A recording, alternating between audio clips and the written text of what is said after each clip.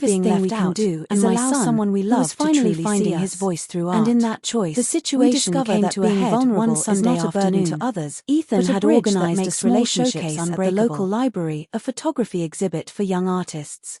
He invited us, of course, and I saw the pride in his eyes when we walked in together. To my surprise, several of the photographs he displayed were of me. Not posed glamour shots, but candid moments, me reading a book by the window, stirring soup in the kitchen, laughing at something off camera. The captions beneath each read simple words: strength, warmth, resilience, love.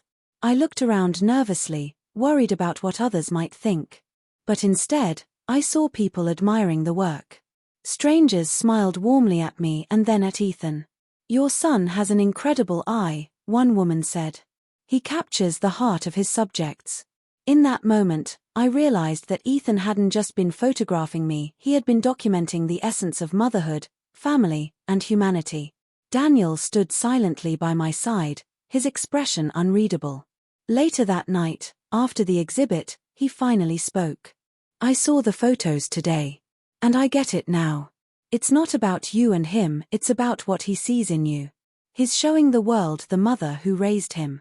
I was wrong to think otherwise." Relief washed over me.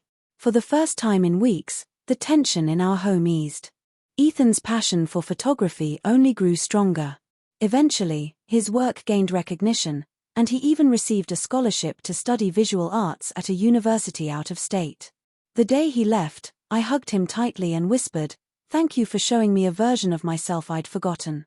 Years later, when I look back at those photos hanging on our living room wall, I don't just see myself, I see the bond between a mother and her son, the struggles of a marriage that learned to bend without breaking, and the power of seeing life through someone else's lens.